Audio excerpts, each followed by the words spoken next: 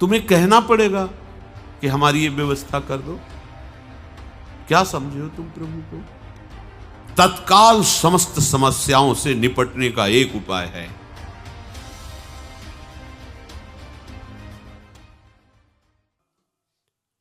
उपासक की जब ऐसी स्थिति आती है कि वह अपने आत्मस्वरूप प्रभु को सर्वत्र देखता है, जो सर्व को अपने आत्मस्वरूप में देखता है, उस आए हुए सामने सेवा को, चाहे व्यक्ति की हो, पशु की हो, किसी की भी हो, वो ऐसे सेवा करता है जैसे अपने शरीर की हम सेवा करते हैं।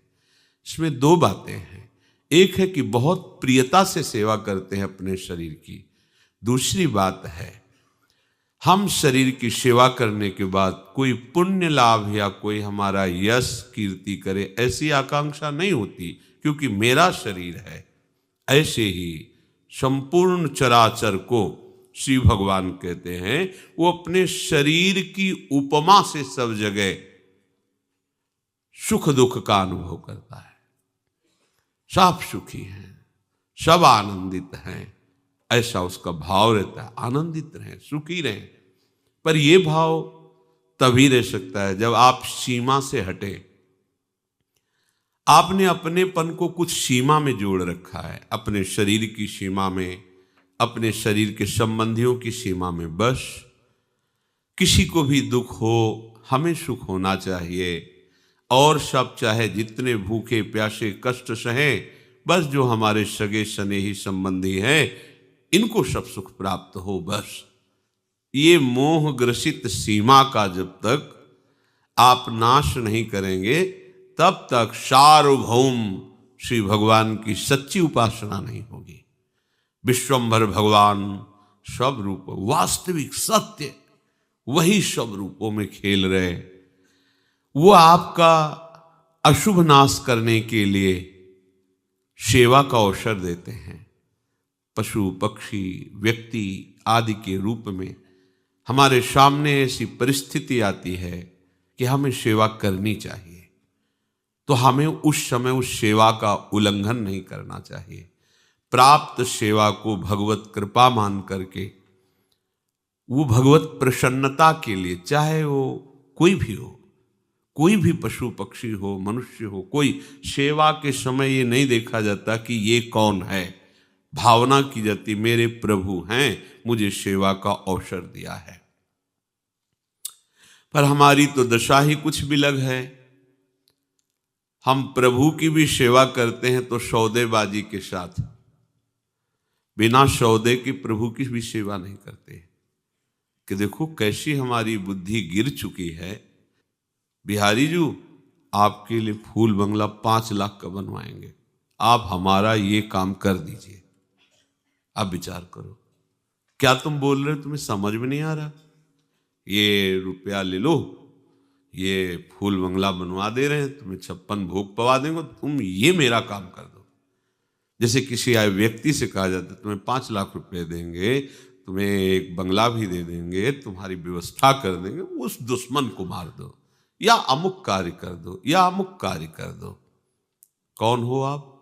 भक्त हो आप भगवान की सेवा कर रहे हो, आप भगवान की उपासना कर रहे हो कि उनको आदेश कर रहे हो? मालिक तुम बन गए अपने शरीर के, अपनी कामनाओं के। कहां हो तुम मालिक? शरीर पर तुम्हारा अधिकार है, जब जहां जो जैसा होना वैसा हो जाएगा, तुम रोक पाओगे? अरे प्रभु को प्रभु की जगह रखो, प्रभु को नौकर बनाने की कोशिश मत करो। प्रायः हम भक्त कहलाते हैं, हम सेवक कहलाते हैं, और स्वामी के साथ बर्ताव कैसा करते हैं? तुम्हें हम पाठ सुना देंगे, तुम्हारे मंत्र का इतना जप करेंगे, पर इतना काम करना होगा आपको। क्या है तुम्हारी बुद्धि? बोले फिर हमारा काम कैसे चलेगा? हाँ, तुम्हारे मांगे बिना वो समझेंगे थोड़ी तुम्हारी बात। अरे अनंत माताओं में वात्सल्य समुद्र प्रभु का एक अंश विराजमान है। अनंत माताओं में वो अपने प्राणों की बाजी लगा करके अपने सेवित पुत्र की रक्षा करेगी। किस समय क्या उसको पवाना है, कैसे रखना है, ये बच्चे का विषय नहीं। बच्चा तो निश्चिंत रहता है, ये सारी चिंता मां को रहती है। अनंत माताओं का वात्सल्य प्रभु के वात्सल्य समुद्र का, अगाध वात्सल्य समुद्र का एक बिंदु है। ऐसे प्रभु को तुम्हें कहना पड़ेगा कि हमारी ये व्यवस्था कर दो। क्या समझे हो तुम प्रभु को? क्या समझे? तुम भक्त हो? विचार करना। देखो ये सत्संग है, अगर आप इसे ठीक से श्रवण करेंगे, मनन करेंगे, तो आप बहुत जल्दी जो साधनाओं से काम नहीं बनता वो इससे बन जाता है। इसलिए सत्संग के बराबर कोई नहीं साधन रखा गया है। तात स्वर्ग अपवर्ग सुख धरी तुलाए कंग, तूल न ताहि सकल मिल जो सुख लव सत्संग। हम प्रभु के हैं, इसकी पहचान यही है कि प्रभु की जगह केवल प्रभु होने चाहिए। प्रभु की जगह कोई वस्तु प्रभु बनकर, कोई व्यक्ति प्रभु बनकर, कोई व्यवस्था, कोई घटना, कोई परिस्थिति प्रभु हमारा न बन पावे। आप विचार करके देखो, क्या इतना सुरक्षित है आपका प्रभु का स्थान आपके हृदय में? यदि प्रभु को प्रभु की जगह तुमने विराजमान कर दिया तो प्रभु को कुछ करना नहीं पड़ता। अनंत शक्तियां हाथ जोड़े खड़ी रहती हैं।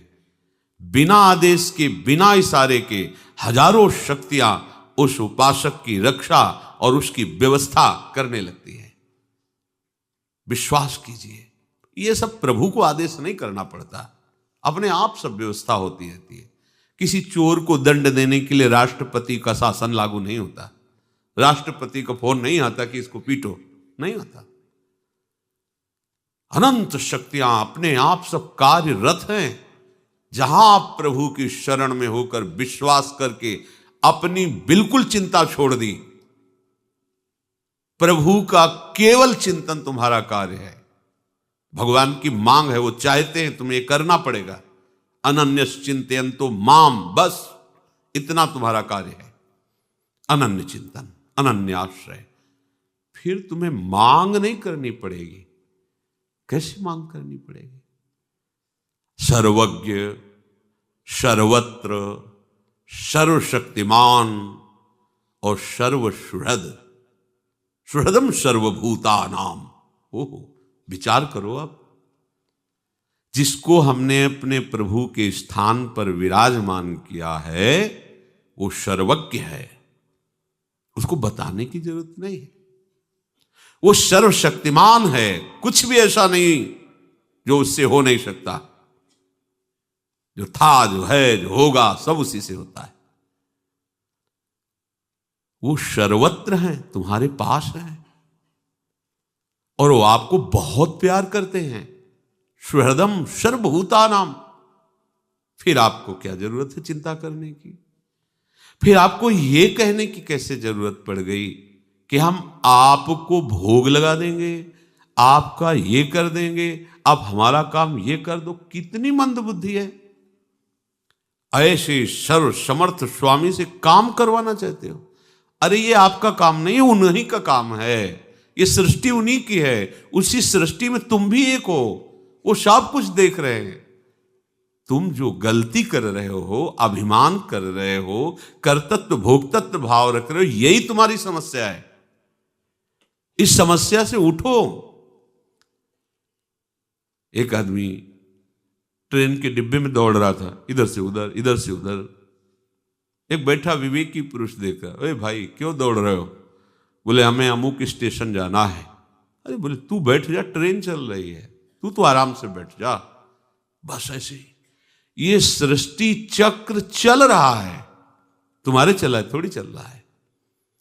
काल चक्र घुमा रहा पूरी सृष्टि को, उसी में तुम घूम रहे हो। अब तुम घूमना बंद करो, पिस जाओगे इस घूमने में। बैठ जा आश्रय लेकर प्रभु का।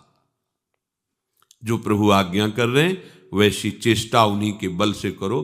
कोई भी चाह प्रभु से मत करो, वो सब जान रहे हैं। बिना मांगे अन मांगे आगे आवेगो जीव पल लागे पल को। श्री स्वामी हरिदास जी महाराज कह रहे, तुम्हें तो केवल हरि भज छाणी न मान नरतन को, मति बंछय रे तिल तिल धन को, अन मांगे आगे आवेगो जीव पल लागे पल को। हरि, प्रतिपल तुम्हें केवल भजन करना है। भजन करने वाले के जीवन में प्रभु की कृपा कवच बनकर के उपस्थित हो जाती है। कोई उसे बाधा नहीं पहुंचा सकता, किसी भी तरह की आंतरिक न बाह्य। और प्रभु की कृपा कामधेनु बनकर के उसके पास रहती है। जहां जो आवश्यकता होती है वो बहुतायत, जिधर देखो बहुतायत, क्योंकि साक्षात भगवत कृपा वहां विराजमान है। इसे आप ऐसा न कहें कि ये तो किसी महापुरुष के पास होती होगी, नहीं, भगवान के वचन की सत्यता है। और वो कह रहे सब पर मोरी बराबर दाया। लो, प्रभु कह रहे मानो ना ये बात, सब पर मोरी बराबर दाया। मैं सबको प्यार करता हूं, बराबर प्यार करता हूं, तो मेरे को समझ में क्यों नहीं आ रहा? क्योंकि दया का उल्टा करो तो याद। तुम प्रभु को अपनी याद में नहीं बसाए, संसार को बसाए हो, इसलिए उनकी दया को तुम नहीं समझ पा रहे हो। तुम याद में हो तो उनकी दया का प्रतिपल तुम्हें अनुभव होगा। उपासक, ये श्लोक बड़ा महामहिम है जो भगवान कह रहे हैं